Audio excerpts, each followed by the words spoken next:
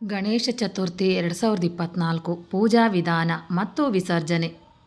ಗಣೇಶ ಚತುರ್ಥಿ ಹಬ್ಬವು ಹಿಂದೂಗಳಿಗೆ ಮಹತ್ತರವಾದ ಹಬ್ಬಗಳಲ್ಲಿ ಒಂದಾಗಿದೆ. ಈ ದಿನ ಮಣ್ಣಿನ ಗಣೇಶನನ್ನು ತಂದು ಪೂಜೆಯನ್ನು ಮಾಡುವ ಮೂಲಕ ಆತನ ಆಶೀರ್ವಾದವನ್ನು ಪಡೆದುಕೊಳ್ಳುತ್ತಾರೆ. 2024ರ ಗಣೇಶ ಚತುರ್ಥಿ ಪೂಜೆಯನ್ನು ಯಾವ ಶುಭ ಮುಹೂರ್ತದಲ್ಲಿ ಮಾಡಬೇಕು? ಗಣೇಶ ಚತುರ್ಥಿ ಹಬ್ಬದ ಇತಿಹಾಸ ಮತ್ತು ಮಹತ್ವದ ಬಗ್ಗೆ ಪ್ರತಿಯೊಬ್ಬರೂ ತಪ್ಪದೇ ತಿಳಿದುಕೊಳ್ಳಿ. ಗಣೇಶ ಚತುರ್ಥಿ 2024 ಯಾವಾಗ? ಗಣೇಶ ಚತುರ್ಥಿ ಪೂಜೆ ವಿಧಿ ವಿಧಾನಗಳ್ಯಾವ್ಯಾವು? ಗಣೇಶ ಚತುರ್ಥಿ ಇತಿಹಾಸ ಮತ್ತು ವಿಶೇಷತೆಗಳಿವು.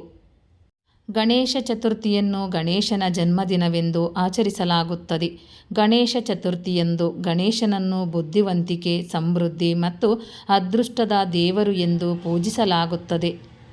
ಭಾದ್ರಪದ ಮಾಸದ ಶುಕ್ಲ ಪಕ್ಷದಲ್ಲಿ ಗಣೇಶ ಜನಿಸಿದನೆಂಬ ನಂಬಿಕೆ ಇದೆ.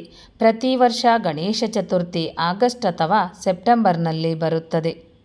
ಗಣೇಶ ಚತುರ್ಥಿಯ ಹಬ್ಬವಾದ ಗಣೇಶೋತ್ಸವವು ಆರಂಭವಾದ 10 ದಿನಗಳ ನಂತರ, ಆನಂತರ ಚತುರ್ದಶಿಯಂದು ಕೊನೆಗೊಳ್ಳುತ್ತದೆ. ಇದನ್ನು ಗಣೇಶ ವಿಸರ್ಜನಾ ದಿನ ಎಂದು ಕರೆಯಲಾಗುತ್ತದೆ. ಆನಂತರ ಚತುರ್ದಶಿಯಂದು ಭಕ್ತರು ಅದ್ದೂರಿ ಮೆರವಣಿಗೆಯ ನಂತರ ಗಣೇಶನ ವಿಗ್ರಹವನ್ನು ಜಲಮೂಲದಲ್ಲಿ ಮುಳುಗಿಸುವ ಮೂಲಕ ಗಣೇಶನಿಗೆ ಧನ್ಯವಾದ ಕೋರುತ್ತಾರೆ. ಗಣೇಶ ಚತುರ್ಥಿ 2024ರ ಶುಭ ಮುಹೂರ್ತ.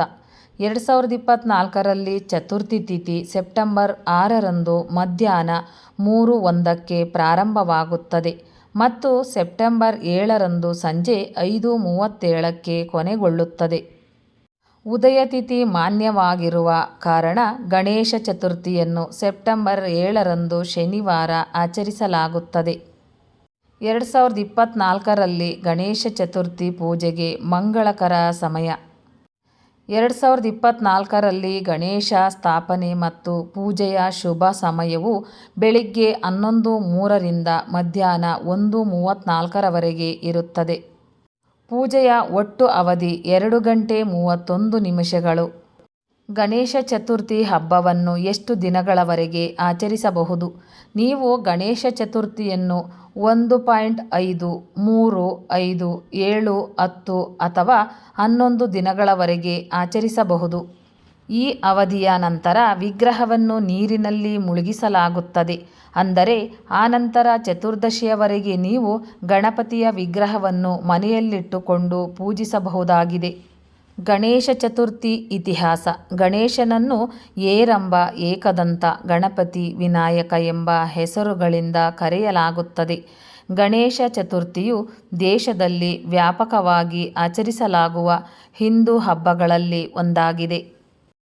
ಧಾರ್ಮಿಕ ಸಮಾರಂಭಗಳ ಮೂಲಕ ಈ ಸಮಯದಲ್ಲಿ ಗಣೇಶನ ಆಶೀರ್ವಾದವನ್ನು ಆಹ್ವಾನಿಸಲಾಗುತ್ತದೆ.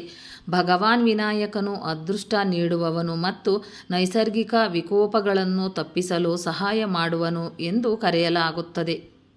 ಅವನು ಪ್ರಯಾಣದ ಪೋಷಕ ದೇವರು ಕೂಡ. ಹಿಂದೂ ಸಂಪ್ರದಾಯಗಳ ಪ್ರಕಾರ ಗಣೇಶನು ಶಿವ ಮತ್ತು ಪಾರ್ವತಿ ದೇವಿಯ ಮಗ.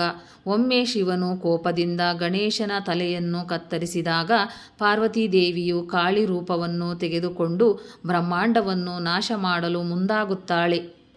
ಇದನ್ನು ತಪ್ಪಿಸುವುದಕ್ಕಾಗಿ ಶಿವನು ಗಣೇಶನಿಗೆ ಮಾನವ ತಲೆಯ ಬದಲಾಗಿ ಆನೆಯ ತಲೆಯನ್ನು ನೀಡುವ ಮೂಲಕ ಮರುಜನ್ಮ ಕರುಣಿಸಿದನು. ಗಣೇಶ ಚತುರ್ಥಿ ಮಂತ್ರ. ಓಂ ಸಿದ್ಧಿವಿನಾಯಕ ನಮೋ ನಮಃ.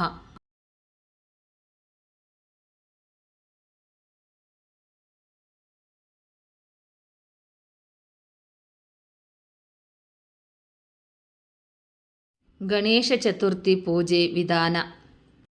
ಗಣೇಶ ಚತುರ್ಥಿಯ ದಿನ ಮನೆ ಮಂದಿಯೆಲ್ಲ ಮುಂಜಾನೆ ಬೇಗ ಎದ್ದು ಸ್ನಾನ ಮಾಡಿ ಹೊಸ ಬಟ್ಟೆಯನ್ನು ತೊಡಬೇಕು.